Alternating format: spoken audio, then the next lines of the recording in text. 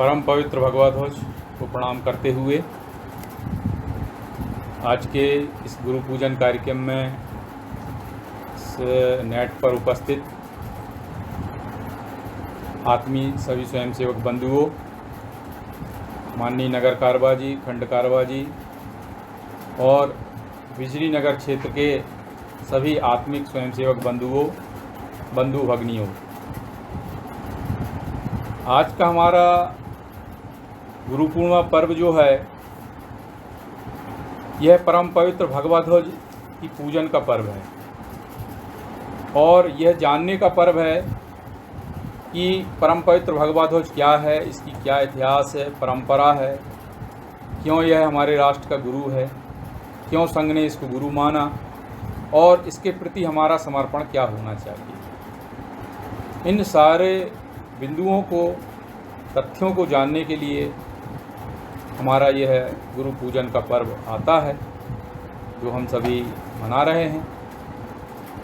बंधुओं, हमारे यहाँ एक श्लोक गाया जाता है अक्सर, गुरुर् ब्रह्मा गुरुर् विष्णु गुरुर्देवो महेश्वरा गुरुर् साक्षात् परब्रह्म तस्मै श्री गुरुवे नमः। अर्थात गुरु ही विष्णु है, गुरु ही ब्रह्मा है, गुरु ही शंकर है और तीनों का समुच्चय ही गुरु है। अखंड मंडलाकारम व्याप्तम येन चराचरम, कण कण में सृष्टि के जो व्याप्त है वह तत्व, गुरुत्व का जो तत्व है, जिसको हम ईश्वरत्व भी कहते हैं, भगवान भी कहते हैं, भगवत चेतना, दैवी चेतना, अध्यात्म इत्यादि नामों से पुकारती है।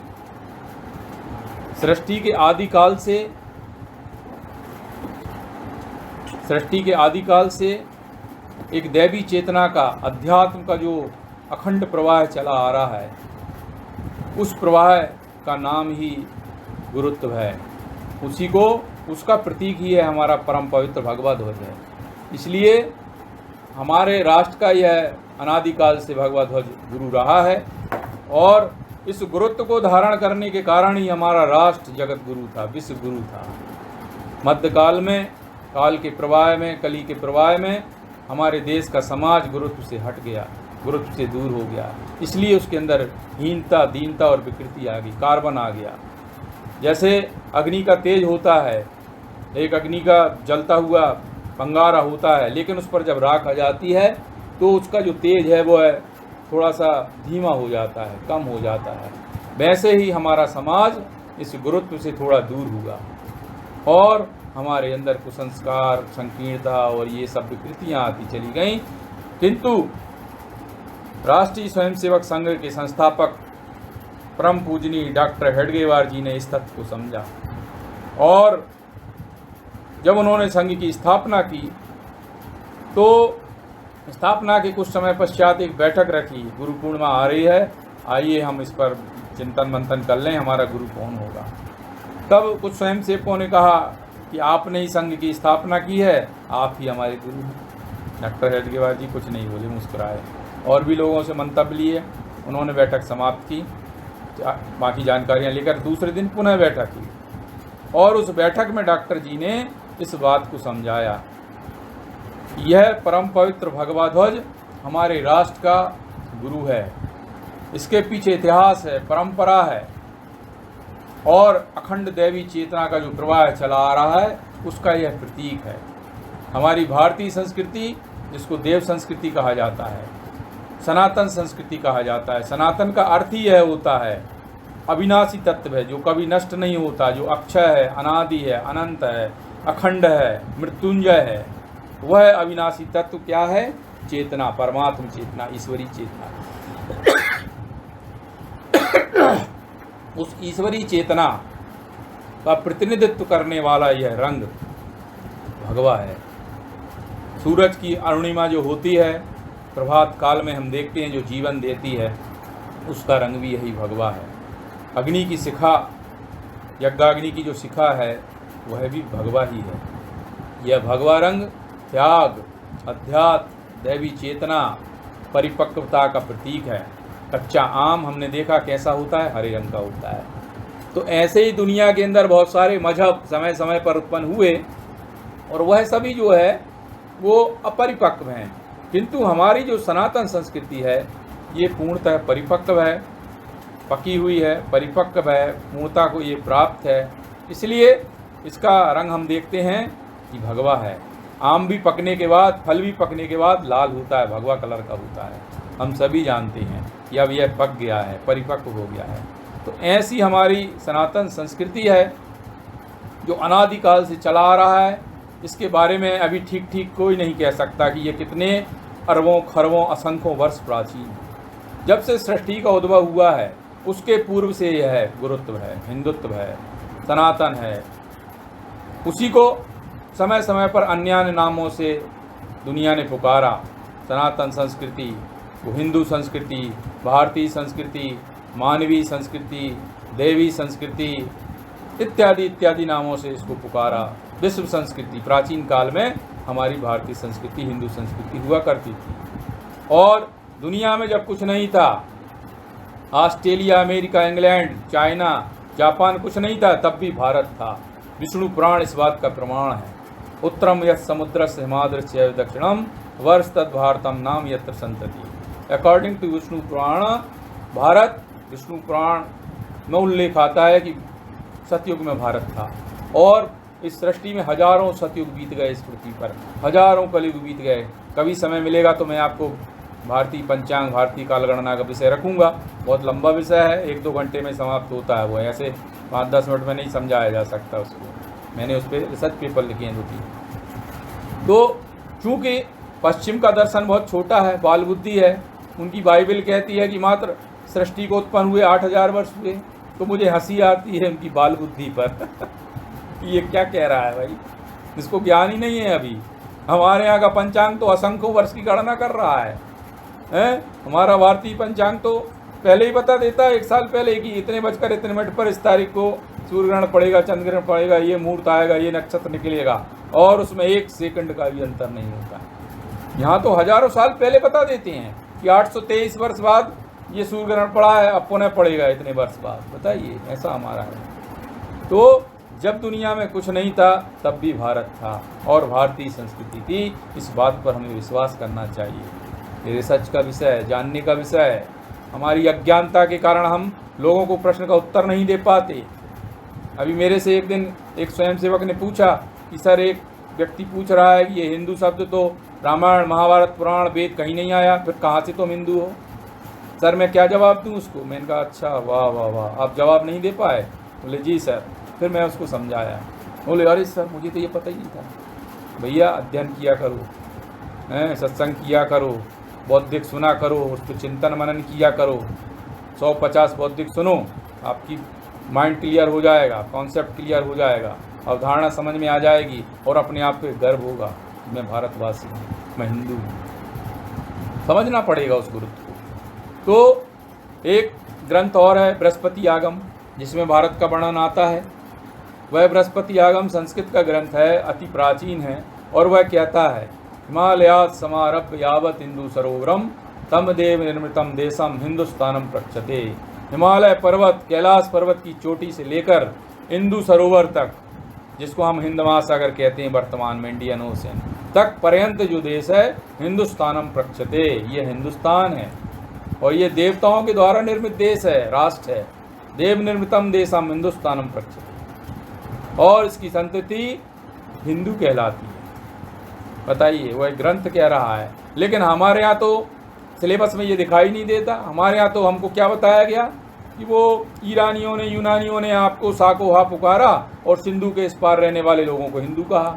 चलिए वो भी मान लेते हैं, वो भी एक कॉन्सेप्ट हो सकता है। लेकिन जो मूल कॉन्सेप्ट है वह यही है, हिमालयात् समारभ्य यावत् हिंदू सरोवरम तम देव निर्मितम देशम हिंदुस्तानम प्रक्षते। इसी गुरुत्व को, हिंदुत्व को जगाने के लिए राष्ट्रीय स्वयंसेवक संघ 92 ईयर्स से काम कर रहा है। और संघ की स्थापना नागपुर में एक छोटे से, जैसे गंगा का प्रवाह है, गंगोत्री से निकलता है और हरिद्वार में आके विराट रूप ले लेता है, बनारस और प्रयागराज में ले आकर विराट रूप ले लेता है। ऐसे ही हमारी संघ की गंगा का, हिंदुत्व का जो प्रवाह है, ये आज हम देख रहे हैं, सारे विश्व इसको नमन कर रही है। लाखों शाखाएं हमारी, 1.5 लाख प्रकल्प चल रहे हैं, 40-45 संगठन चल रहे हैं, करोड़ों लोग जुड़ करके हिंदुत्व का जागरण हो रहा है, उनके अंदर राष्ट्रभक्ति का जागरण हो रहा है, राष्ट्र के प्रति समर्पण बढ़ रहा है, स्वयं को ज्ञान हो रहा है मैं कौन हूँ, who am I don't know about. हम भूल गए कि हम कौन थे, हम सिंह की संतान थे और हम कली के प्रवाह में गीदड़ों जैसी हरकत करने लगे, मेरा तेरा, छीना चपटी, ऊंच नीच। बताइए हमारा गुरुत्व कहाँ चला गया? उसी गुरुत्व को जगाने के लिए, जानने के लिए यह पर्व आया है हिंदुत्व का, इस गुरु पूर्णिमा पर्व का। तो मैं आपसे कह रहा था कि गुरुत्व एक तत्व है। संघ ने किसी व्यक्ति को गुरु नहीं बनाया, क्योंकि व्यक्ति मरणशील है, स्खलनशील है, नाशवान है, मरण धर्मा है, एक दिन नष्ट हो जाएगा, गुरु चला जाएगा, फिर गुरुविहीन हो जाएंगे, लाइट विहीन हो जाएंगे, तो अंधकार में रहेंगे। क्योंकि गुरु तो एक पावर हाउस होता है। हम सभी छोटे छोटे बल्ब हैं, LED हैं, कोई 50 वाट का है, कोई 20 वाट का है, कोई 100 वाट का है, अपनी अपनी क्षमता से जलते हैं, प्रकाश करते हैं। लेकिन गुरु जो है वो मेगा पावर होता है, वो तो एक शक्ति का केंद्र है, पावर हाउस है, विद्युत उत्पादन स्वयं क्या, उसका स्वयं का स्वस्फूर्त एनर्जी है, क्योंकि वह व्यक्ति नहीं है, वह तत्व है और वह परम तत्व से जुड़ गया है, और उस परम तत्व से जुड़ करके व्यष्टि से वह समष्टि हो गया है, अणु से वह विभु हो गया है, साधारण से वह असाधारण हो गया है। जब वह तत्व व्यक्ति के अंदर आता है, धारण होता है, तो वह व्यक्ति नर से नारायण बन जाता है।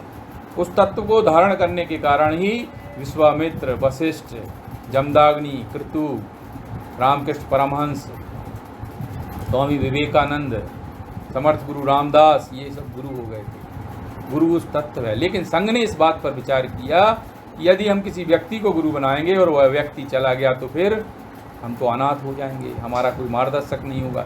इसलिए उस परम तत्व को, जो ईश्वरी चेतना का प्रतीक है, भगवा, उस शब्द से ही स्पष्ट होता है, भगवा यानी भगवत चेतना का प्रतीक। उस भगवा तत्व को, उस परम तत्व को, ईश्वरी तत्व को संघ ने गुरु बनाया। बंधुओं, ईश चेतना इस सृष्टि में 2 रूप में कार्य करती है। ईश चेतना का प्रथम स्वरूप इस सृष्टि की विधि व्यवस्था बनाता है, ब्रह्मांड का संचालन करता है, और उसी शक्ति का दूसरा स्वरूप गुरु के रूप में मार्गदर्शन करता है, उस सृष्टि को जानने के लिए, समझने के लिए, संचालन करने के लिए। उस तत्व को गुरु कहा गया है। इसलिए उस तत्व को संघ ने धारण किया, और उस तत्व को धारण करके संघ ने अनादिकाल से जो हमारे राष्ट्र का गुरु है, उस भगवा ध्वज को गुरु बनाया। इसलिए ये जो भगवा ध्वज है, इसका निर्माण संघ ने नहीं किया है। कुछ लोगों के मन में ये प्रश्न भी आता है कि ये संघ का ध्वज है। अरे भाई साहब, ये संघ का ध्वज नहीं है, ये हमारे राष्ट्र और विश्व का ध्वज है, हिंदू संस्कृति का ध्वज है, ये भारतीय संस्कृति का ध्वज है। संघ ने तो इसको स्वीकार किया है। अभी हमारे देश में 1929-30 में एक षड्यंत्र हुआ, झंडा कमेटी बनी, भारत राष्ट्र बन रहा है, आइए इसका ध्वज हम तैयार करते हैं। अरे भाई साहब, यहाँ तो अनादिकाल से ध्वज है और भारत असंख्यों वर्षों से है, जहाँ तक हमारी आपकी दृष्टि नहीं जाती, वहाँ से हमारा राष्ट्र का जो मार्गदर्शन करते हुए आ रहा है, यह भगवा ध्वज है। इसका निर्माण किसी व्यक्ति ने नहीं किया। भगवान राम के रथ पर यह ध्वज था, भगवान कृष्ण के रथ पर यह ध्वज था, चंद्रगुप्त मौर्य के रथ पर यह ध्वज था, शिवाजी महाराज के हाथ में यह ध्वज था, और ना जाने मैं कितने उदाहरण आपको दे सकता हूँ कि अनादिकाल से यह भगवा ध्वज है। किंतु कुछ भारतीय षड्यंत्रकारी लोगों ने, राष्ट्रीय तत्वों ने अपनी मनमानी चला करके एक 3 पट्टी वाला ध्वज, 3 रंग वाला ध्वज बना के और तिरंगा झंडा तैयार कर दिया। चलिए कोई बात नहीं, अब राष्ट्र ने उसको माना है, संविधान ने माना है, तो हमने भी उसे माना, संघ ने भी माना, उसको सम्मान दिया। ठीक है, अब बन गया है संविधान में तो हम स्वीकार करते हैं। किंतु ऐसा नहीं है कि हमारे राष्ट्र में ध्वज नहीं था। हमारे राष्ट्र में तो सृष्टि के आदिकाल से जो तत्व है, भगवा परम तत्व, ईश चेतना, उसका प्रतीक यह भगवा ध्वज है। असंख्य वर्षों से चला आ रहा है और आज भी है। इसलिए उस तत्व के प्रतीक के रूप में संघ ने भगवा ध्वज को अपना गुरु माना, और इस गुरुत्व को धारण करके ही हमारा राष्ट्र विश्व गुरु था, जगत गुरु था। अभी मैंने आपको बताया कि जब व्यक्ति के अंदर वह चेतना धारण कर लेता है तो वह गुरु हो जाता है। रामकृष्ण परमहंस, विवेकानंद और विश्वामित्र, वशिष्ठ ऋषि की तरह जब उसी तत्व को राष्ट्र धारण करता है हमारा भारत, तो हमारा भारत जगत गुरु विश्व गुरु कहलाया। उन्हें हमारे राष्ट्र का वह तत्व जाग रहा है।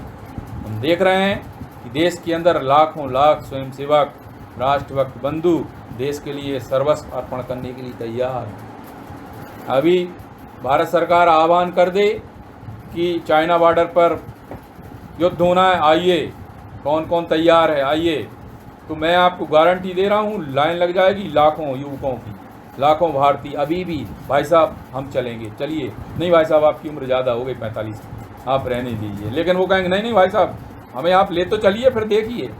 इतना अंदर समर्पण है राष्ट्र के प्रति, इस भगवत ध्वज के प्रति, इस गुरुत्व के प्रति, इस भारत माता के प्रति।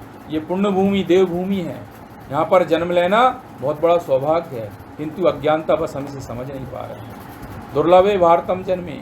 स्वामी विवेकानंद जी ने कहा था कि जिसके बहुत सारे पुण्य इकट्ठे हो जाते हैं कई जन्मों के, तब उसे इस पुण्य भूमि में जन्म मिलता है।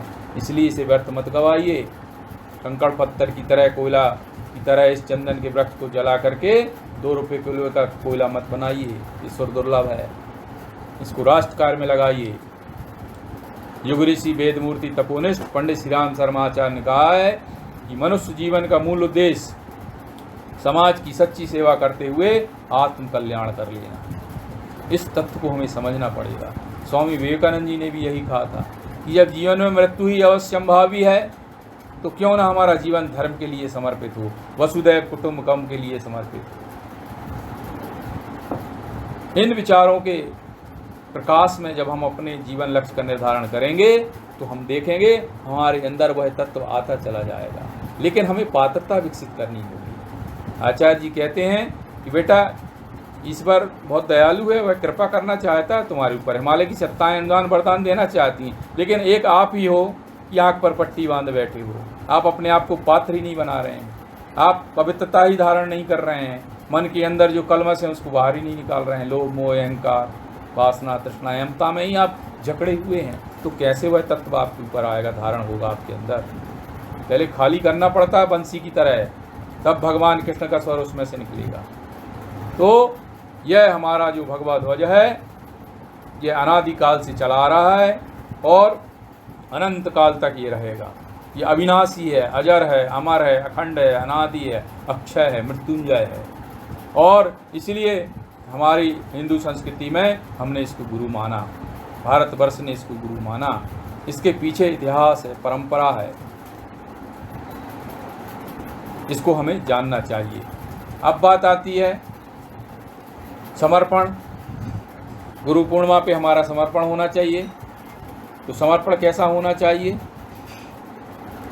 समर्पण उसी प्रकार होना चाहिए जैसा स्वामी विवेकानंद का अपने गुरु के प्रति समर्पित था, और उन्होंने सारा जीवन अपना गुरु के प्रति समर्पित कर दिया, भारत माता के लिए समर्पित कर दिया, भारतीय संस्कृति और अध्यात्म के लिए समर्पित कर दिया।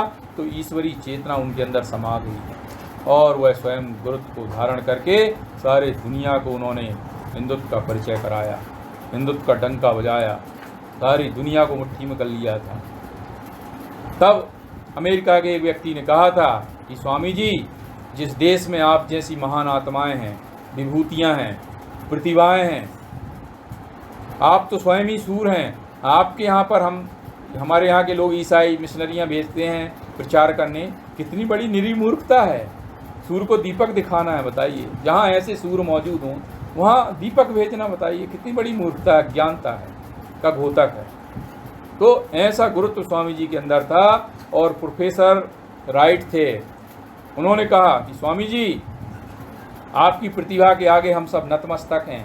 हमारे अमेरिका के, यूएसए के 20-20, 40-40 प्रोफेसर मिलकर भी आपका मुकाबला नहीं कर पा रहे हैं। क्या ज्ञान है आपके अंदर, कहाँ से आपने ये डिग्रियां ली हैं? हमारी MA, MPhil, PhD, SLET, DSc, DLitt सब फैले आपके आगे। उसी गुरुत्व को धारण करके संत कबीर हो गए, रामकृष्ण परमहंस हो गए, समर्थ गुरु रामदास हो गए, स्वामी विवेकानंद हो गए, रामकृष्ण परमहंस हो गए। आप विचार करिए, अनादिकाल से वह अखंड प्रवाह चला आ रहा है। बस हमें अपनी पात्रता विकसित करने की आवश्यकता है और उसके प्रति समर्पण करने की आवश्यकता है बंधुओं।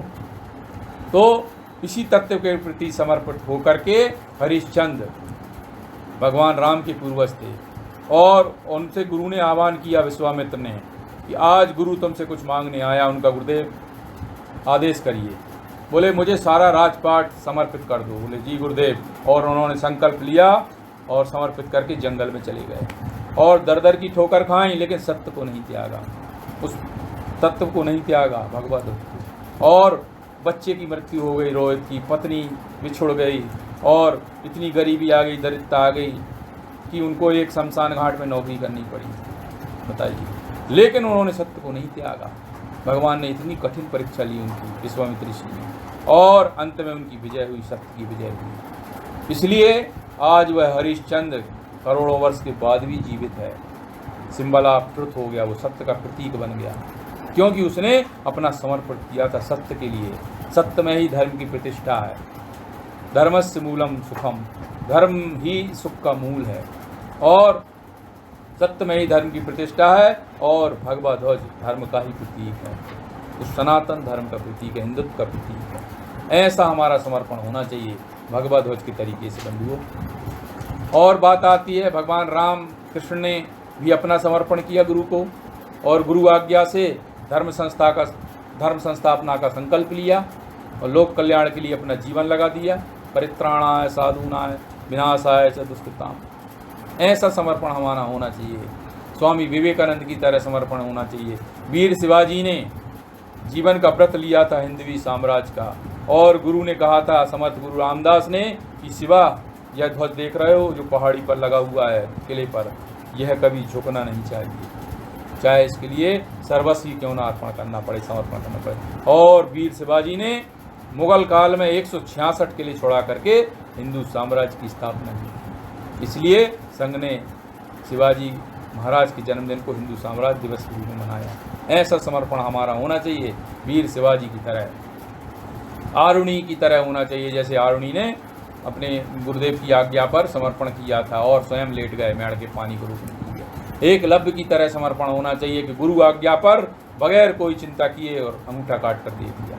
ऐसा समर्पण जब हमारा हो जाएगा, जैसे एक समिधा लकड़ी का टुकड़ा अग्नि में, यज्ञाग्नि में अपने को समर्पित कर देता है और फिर वह लकड़ी नहीं रहता, वह अग्नि बन जाता है। समर्पण बहुत बड़ी चीज़ है, इस तत्व को हमें समझना चाहिए। इसी बात को, इसी तत्व को और सत्य को समर्पण होने के लिए, समझने के लिए आज का हमारा यह पर्व है।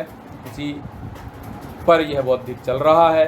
तन मन धन सर्वस्व हमारा समर्पण होना चाहिए। रक्त का कण कण और आयु का क्षण क्षण राष्ट्र के लिए समर्पित होना चाहिए बंधुओं, भगवा ध्वज के लिए समर्पित होना चाहिए। स्वामी विवेकानंद ने कहा था, ये भारत माता एक भूमि का टुकड़ा नहीं, ये साक्षात जगदम्बा है, दुर्गा है, काली है। इससे आपको शक्ति मिलेगी। आप समर्पण तो करके देखिए, वो भाव तो जगाइए अपने अंदर, फिर देखिए आप। बंदा बैरागी को इसी से शक्ति मिलती थी। मैंने कहीं पर पढ़ा था अखंड ज्योति में कि बंदा बैरागी अपने साथ थोड़ी सी मिट्टी रखते थे अपने गुरु आश्रम में और उस मिट्टी का पूजन करते थे। माटी हमारी पूजा, माटी हमारा बंधन, तन मन समर्पित, जीवन समर्पित, सर्वस्व समर्पण, ऐसा हमारा था। भगवान राम भी जब वनवास में गए थे तो अयोध्या की पवित्र माटी लेकर गए थे और रोज उसका पूजन करते थे, नमन बंदन करते थे। उससे ही उन्हें शक्ति प्राप्त हुई। बंधुओं, आज पुनः हमें उसी परंपरा का अवगाहन करने की आवश्यकता है। जब हम अपनी प्राचीन ऋषि परंपरा, देव संस्कृति, हिंदू संस्कृति का अनुकरण करेंगे और उसके प्रकाश में अपना जीवन जिएंगे तो हम भी नर से नारायण बनते चले जाएंगे। हमारे अंदर भी वह तत्व धारण हो जाएगा, लेकिन हमको अपने को खाली करने की आवश्यकता है। अंदर जो लोभ, मोह, वासना, तृष्णा, अहंकार जो पट्टी चढ़ी हुई है, कार्बन, इसको अलग करने की ज़रूरत है। विकारों में हमारा मन जाता है, गलत भाव आते हैं हमारे अंदर, नकारात्मक विचार आते हैं, उनको त्यागने की आवश्यकता है। उसके लिए हमें जब तब ध्यान साधना करना पड़ेगा, तब हम उस तत्व को धारण करने लायक पात्रता विकसित कर सकेंगे। और जब वह पात्रता हमारे अंदर आ जाएगी तो फिर आप देखना, राष्ट्र हमारा जगत गुरु होगा, क्योंकि व्यक्ति निर्माण से ही राष्ट्र निर्माण होता है। एक एक व्यक्ति के अंदर जब वह चेतना आएगी, व्यक्ति व्यक्ति में जगाएं राष्ट्र चेतना, तन मन संस्कारित करें। राष्ट्र साधना, अखंड साधना, नित्य साधना, नित्य की शाखा, ये एक साधना है, ये एक तप है, ये कोई साधारण बात नहीं है। साधारण व्यक्ति नहीं कर सकता इसको। जो कोई आकांक्षा लेकर आता है, कोई छोटी मोटी, मैं ये बन जाऊँ, वो बन जाऊँ, संघ का मुझे दायित्व मिल जाए तो मेरे ऊपर कृपा हो जाएगी और मुझे ये दायित्व और मेरा कुछ राजनीतिक भविष्य बन जाएगा, संवर जाएगा, ऐसा व्यक्ति यह साधना नहीं कर सकता। इतने तुच्छ लक्ष्य उदाहरण करने वाला, ये तो अखंड राष्ट्र भक्ति है। इसके लिए तो बहुत हमके अंदर पात्रता विकसित करनी पड़ी। जन्म जन्मांतों का ये संस्कार है जो धीरे धीरे विकसित होता है, ये एकदम से नहीं आता है। इसलिए हमें यह जीवन मिला है कि हम उस संस्कार को विकसित करें और भारत माता के प्रति अपना तन मन धन सर्वस्व समर्पण कर दें। आप विचार करिए, आज राष्ट्र की जो परिस्थिति है, ऐसी स्थिति में यदि एक व्यक्ति ने, एक स्वयंसेवक ने भारत माता को, भगवा ध्वज को, राष्ट्र को यदि समर्पण नहीं किया तन मन धन सर्वस्व का, तो आने वाला भविष्य हमारा अंधकार में हो जाएगा। आने वाली पीढ़ियां गुलाम हो जाएंगी, गाली देंगी वो हमको कि हमारे पूर्वज कितने मूर्ख थे, हम तो बच्चे थे, छोटे थे, हमारी क्या गलती, हम तो जानते नहीं थे। लेकिन वो तो जानते थे, उसके बाद भी वह खाने कमाने में लगे रहे, रोटी मोटी और बिल्डिंग बनाने में लगे रहे। उनको समझ नहीं थी इस बात की, दूरदर्शिता नहीं थी क्या कि हमारा राष्ट्र गड्ढे में जा रहा है, अंधकार में जा रहा है, गर्त की ओर जा रहा है और हम खाने कमाने में लगे हैं। जरा विचार करिए, देश मिटेगा तो बचेगा क्या, और देश बचेगा तो मिटेगा क्या? क्या देश गुलाम हो जाएगा तो आप एक टापू पर खड़े रहेंगे क्या? सुरक्षित हो जाएंगे? गुलामी की रोटी खाएंगे? हैं? ये हमारा भारतवर्ष सौर पराक्रम में कभी कम नहीं रहा। यहाँ तो सिर कटने के बाद भी धड़ अकेला लड़ता रहा और सारी सेना को समाप्त कर दिया। ऐसे अनेकों उदाहरण हैं, मैं आपको बता दूंगा, समय हो तो मेरे से संपर्क करिएगा।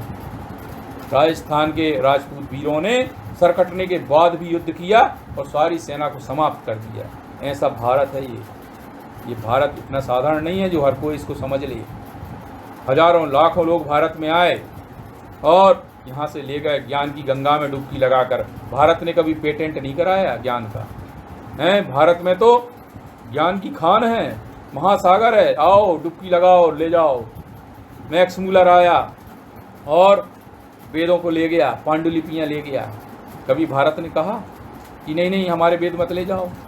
और वही विदेशी लोगों ने क्या हम पर झूठा मिथक आरोप गढ़ा कि वेद तो गडरियों के गीत हैं। अच्छा भाई साहब, आपको समझ में नहीं आया तो वो गडरियों के गीत हो गए? ये आपकी अज्ञानता है कि हमारी हैं?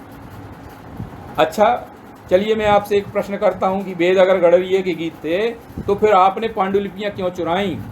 बताइए आप मुझे। इससे स्वयं स्पष्ट हो जाता है कि वेद क्या है। वेदों पर रिसर्च चल रही है जर्मनी में, जर्मनी की यूनिवर्सिटी में, अमेरिका में और यूरोप की कई यूनिवर्सिटियों में। रामायण गीता होने लगी, वहाँ पर गीता पर एक लेक्चर होने लगा है। संसद में वेद वाक्य गूंजने लगे हैं, गायत्री मंत्र, महामृत्युंजय मंत्र, स्वस्ति वाचन हो रहा है। बताइए, संगच्छद्वम संपदद्वम ब्रिटेन के स्कूल में हो रहा है। बताइए आप। अब उनको धीरे धीरे समझ में आ रहा है भारत क्या है। ये भारत वो नहीं है जो आप ऊपर से देख रहे हैं। भारत को समझना इतना आसान नहीं है। जब इसमें आप प्रवेश करेंगे तो विलीन हो जाएंगे। अथाह सागर है ये, ज्ञान का भंडार का, अध्यात्म का। यहाँ पर तो ज्ञान की परंपराएं नहीं हैं, अध्यात्म की, विज्ञान की परंपराएं नहीं हैं। वेदों के अंदर 64 प्रकार के कलाओं का वर्णन आया है जो भारत में हैं, अभी भी हैं, विलुप्त नहीं है, वह गुप्त हैं किंतु हैं। अभी भी वह सारा अध्यात्म है भारत में, किंतु कली के प्रवाह में उसकी आवश्यकता नहीं थी। उसका दुरुपयोग ना कर लें लोग, पापाचारी लोग, भ्रष्टाचारी लोग। इसलिए हिमालय के ऋषियों ने उसको संरक्षित कर दिया है। समय आने पर वह प्रकट हो जाएगा। आप मेरे इस वाक्य पर विश्वास करिए, 2000% मैं जो कह रहा हूँ। और इसी 21वीं सदी में वह सारा प्रकट होगा आपके सामने। और धीरे धीरे आप देख रहे हैं कि सारी दुनिया भारत को नमन कर रही है। वो किसको नमन कर रही है? इसी गुरु तत्व को नमन कर रही है। उसी गुरु तत्व को धारण करके हमारा प्रधान सेवक जब काम करता है तो सारी दुनिया सैल्यूट करती है कि नेता हो तो ऐसा हो। इतना साहसी, बोल्ड, चरित्रवान, जिसका चरित्र उज्ज्वल है। हजारों आरोप लगाने के बाद भी उस पर एक भी छींटा दिखाई नहीं देता, इतना उज्ज्वल है उसका चरित्र। इस बात को दुनिया जानने लगी है। लेकिन हमारे देश के कुछ मूर्ख अज्ञानी षड्यंत्रकारी लोग हैं जो निरंतर प्रयास कर रहे हैं, उनको हमको पटकना है, परास्त करना है, नष्ट करना है। बंधुओं, तो आइए आज मैं आपसे यही निवेदन कर रहा था, राष्ट्रभक्ति ले हृदय में, हो खड़ा यदि देश सारा, संकटों को मात देकर राष्ट्र विजयी हो हमारा। आज हमारे राष्ट्र के अंदर संकटों की बेला आई हुई है। अभी वर्तमान में एक संकट चल रहा है कोरोना, उससे सारा विश्व जूझ रहा है। लेकिन उसके अलावा भी हमारे देश के अंदर कितने बड़े बड़े षड्यंत्र चल रहे हैं। इसके लिए मुझे अलग से आपसे कभी समय की आवश्यकता पड़ेगी, अलग से मैं विषय रखूंगा, राष्ट्रीय चुनौतियां, वर्तमान की राष्ट्रीय चुनौतियां एवं समाधान, हमारी भूमिका। किंतु मैं आपको संक्षिप्त में स्मरण करा दूं, संकेत दे दूं कि प्रत्येक देश में 3 सेनाएं होती हैं, जल थल वायु, लेकिन हमारे देश में 5 सेनाएं चल रही हैं। 2 सेनाएं और कौन सी हैं? एक खौफ की सेना और एक जिहादियों की सेना। और हम लगे हैं दुकान चलाने में, रोटी में, खाने कमाने में। अरे भाई साहब, जिसके लिए आप ये बिल्डिंग बना रहे हैं ना, लाखों की, 50 लाख की, 20 लाख की, ये सब गुलाम हो जाएंगे, अल्लाह अकबर करेंगे, नमाज पढ़ेंगे। आपको पता है यदि आज आप बच्चों को गीता नहीं पढ़ाएंगे, रामायण नहीं पढ़ाएंगे, संस्कार नहीं देंगे, तो आने वाले समय में ये सब कुरान लेकर घूमेंगे और बाइबल। नोट कर लेना, मेरी ये कटु बात है, मैं नहीं कह रहा हूँ, ये बहुत बड़ा रिसर्च है जो मैं आपके सामने बता रहा हूँ। इसलिए सप्ताह में 1 दिन गीता पाठ कराइए बच्चों को बिठा कर। रविवार मैं कराता हूँ अपने बच्चों को, 1 घंटे गीता पाठ होता है मेरे यहाँ रविवार को 9 से 10 फिक्स है। उस समय कोई दूसरा काम नहीं, सारे काम व्यस्त। शनिवार को रामायण का पाठ करिए, बच्चों में संस्कार आएंगे, हिंदुत्व जगेगा। हम इसी से दूर हो गए हैं, इसलिए सारी विकृतियाँ हमारे अंदर आ गई। हम अपनी त्यागमयी उज्ज्वल संस्कृति को त्याग करके और कहाँ गटर की ओर जा रहे हैं, पश्चिमी संस्कृति की ओर। बताइए, जहाँ पर पशु सभ्यता है, कोई ज्ञान नहीं है, विज्ञान नहीं है, दर्शन नहीं है, संस्कार नहीं है, मूढ़ता है, अज्ञानता है। बताइए, हम स्वयं अपना इत्र छोड़ करके गटर की ओर जा रहे हैं। बताइए, अपना उद्यान छोड़ करके हम शमशान की ओर जा रहे हैं। स्वामी विवेकानंद जी ने कहा था कि जिस दिन भारत अध्यात्म की खोज में रत हो गया, उस दिन ये अमर हो जाएगा, और यदि राजनीति के कीचड़ में लौटता रहा तो विनाश अटल है। नोट कर लीजिए इस बात को, ये मेरा कथन नहीं है, स्वामी विवेकानंद जी का कथन है बंधुओं। इसलिए हमारे देश में एक जिहादियों की सेना चल रही है, एक पोप की सेना चल रही है, एक कम्युनिस्टों की सेना चल रही है, टुकड़े टुकड़े गैंग के नाम से जिसको पुकारा जा रहा है, ये वही है। इनके षड्यंत्रों से हमें राष्ट्र को बचाना है, तभी हमारे भारत का भविष्य उज्ज्वल होगा और आने वाली पीढ़ियां सुरक्षित होंगी। जो छोटे छोटे नौनिहाल जो गोद में खेल रहे हैं 2 साल 5 साल की, एक सर्वे है, यदि राष्ट्र नहीं जागा, संगठित नहीं हुआ, तो राष्ट्र बिखर जाएगा, और यदि हम संगठित हो गए तो हम अखंड हो जाएंगे। इसलिए ईश्वर की ये इच्छा है, हिमालय की ऋषि सत्ताओं की यह इच्छा है, भगवान की यह इच्छा है महाकाल की, कि भारत जगत गुरु होगा, विश्व गुरु होगा। और भविष्य पुराण में भी लिखा हुआ है कि 2025 से भारत में राम राज्य आएगा। 2023 से इसकी झलक, 23 से इसकी झलक मिलने लगेगी। 2020 का जो लक्ष्य था, आप देख रहे हैं कि प्रभात हो रहा है। सारी अज्ञान अंधकार, जितनी भी अवांछनीयताएं हैं, नष्ट होती चली जा रही हैं, और सारी दुनिया भारत को नमन कर रही। क्यों? क्योंकि भारत आदर्शों पर चलने वाला राष्ट्र है, गुरुत्व को लेकर चलने वाला राष्ट्र है। भारत ने कभी किसी पर अटैक नहीं किया, अकारण किसी को क्षति नहीं पहुंचाई, सारे विश्व को परिवार माना, बाजार नहीं माना, सबको अपना माना। इसलिए भारत अजेय है, अक्षय है, अनादि अनंत अखंड, मृत्युंजय, सनातन है, जिसको कोई नष्ट नहीं कर सकता। यूनान मिस्र रोम सब मिट गए जहाँ से, कुछ बात है कि हस्ती मिटती नहीं हमारी। वह बात क्या है, वह तत्व क्या है? वह तत्व गुरुत्व यानी हिंदुत्व है। इसलिए आइए इसी प्रकार का हम समर्पण करें, जैसा भगवान रामकृष्ण ने अपने गुरु को समर्पित किया, शिवाजी ने अपने गुरु को समर्पित किया, विवेकानंद ने अपने गुरु को समर्पित किया, वैसे ही हमारा तन मन धन सर्वस्व इस राष्ट्र के लिए, भारत माता के लिए, भगवा ध्वज के लिए समर्पित हो, और उसी समर्पण से हमारा यह राष्ट्र कार्य बढ़ता है। गुरु पूर्णिमा पे हम अपनी श्रद्धा से एक पुष्प भी समर्पित करते हैं, और अपनी जो सामर्थ्य है उससे भी अधिक, चाहे हमारे ऊपर वजन ही क्यों ना आए, लोड ही क्यों ना हो जाए, अनलोड ही क्यों ना हो जाए, जेब हमारी भारी क्यों ना हो जाए, लेकिन हम अपनी सामर्थ्य से अधिक राष्ट्र को समर्पित करते हैं भगवत को, तभी हमारा राष्ट्र अजेय होगा। बंधुओं, इतना ही आज आपसे निवेदन था। वंदे मातरम। जय श्री राम।